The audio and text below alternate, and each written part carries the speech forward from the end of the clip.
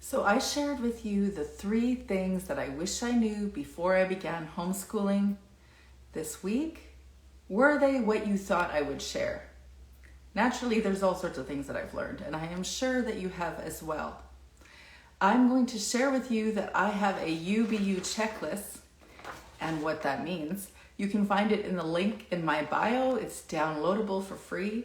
UBU checklist. How do you want to show up in your homeschool? Well, first, you need to know who you are.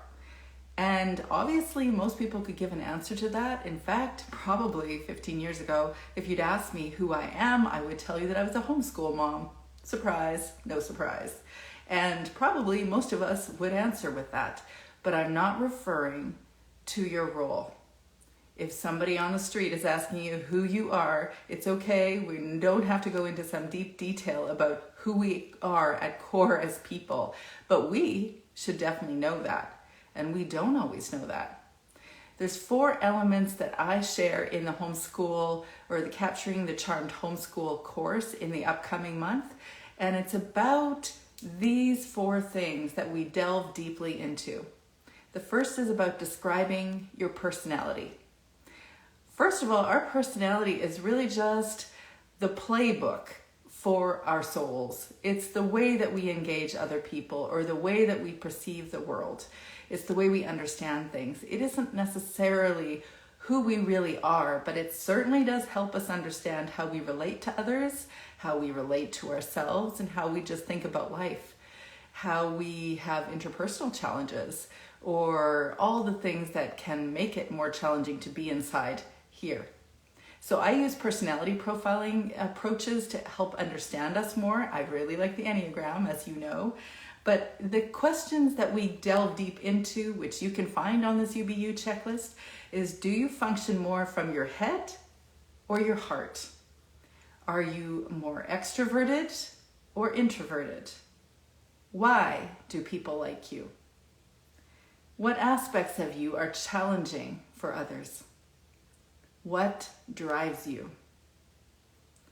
The second thing we talk about is describing yourself before you were a mom, which is super useful for us to help understand what our interests are. I actually think that we can always head back to when we're about 8 years old. And at about 8, we were doing something without somebody prescribing something for us. And what was your natural penchant? What did you love to do? Would you be surprised to learn that I actually loved writing then too? Nope. So what did you like to do on a quiet afternoon before you had kids? What did you do when you were 8 years old?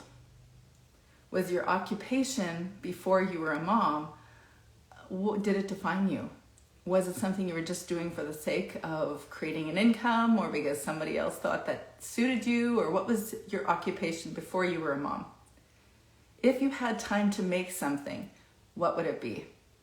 Are you like me? You have a Pinterest board. In fact, I have a lot of Pinterest boards. Some of them that I add to with all the things that I'm writing, but also ones that I think that would be so cool. If one day when I have time, I will do ... I got a lot of Pinterest boards like that. And I got to tell you, not a lot of them are in function.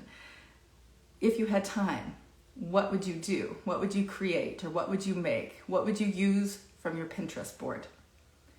What would you do if you had extra time? And I don't mean clean something because that's a given. But what would you do that would be outside of cleaning if you had extra time? What is your emotional landscape? That's the third element of UBU checklist.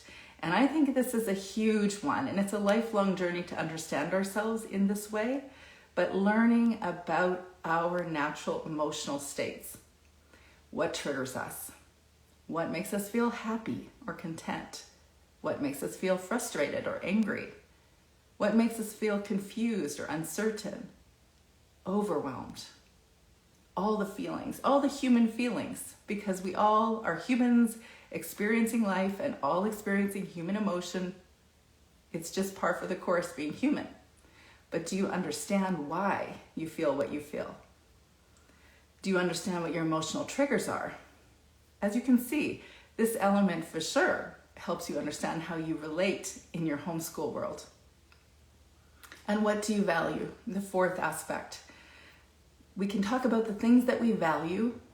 We can learn more about who we are and what we really value, not just the things that we think we should value or the things that other people say are important to value, but what do you actually value?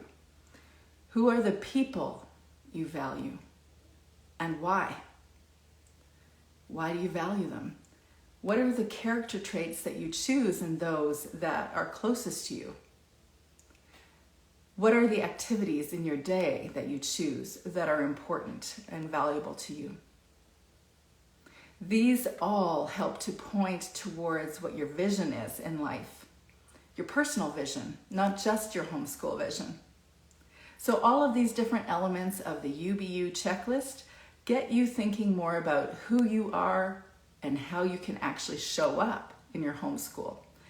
Because it's really easy to show up in your homeschool based on whatever anybody is expecting you to do right now, or whatever demanding thing is right in front of you. Like I just saw on somebody's Instagram page, she had shown a really funny reel about starting to eat something and realized that her 4-year-old son is saying, "Mommy, I need you, I'm poopy, and I have poop all over." And that is kind of what it's like, especially with the early years, the experience of what it's like to be a homeschool parent sometimes, that it's just you dealing with whatever is in front of you to get done the thing that is right in front of you. And of course, that is our reality, and we have to somehow figure out how to do that. But I also think it's really useful, I know it because I know it in my own story, to show up the way we choose to show up, not just show up out of reactivity or just out of assuming that this is the way you have to show up. We get to decide how we're going to show up. So that is one element of what I'll be chatting with a mentoring group in August, the Homeschool Mama mentoring group known as Capturing the Charmed Homeschool. If you're interested in that, you're welcome to ask me for links, but for free, the printable, the PDF, you can find in the link in my bio at the top. You're welcome to check that out.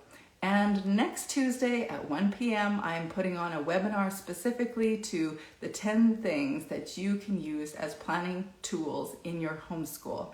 So check that out as well. I hope you're having a great week at the beach. I hope. Have a good week.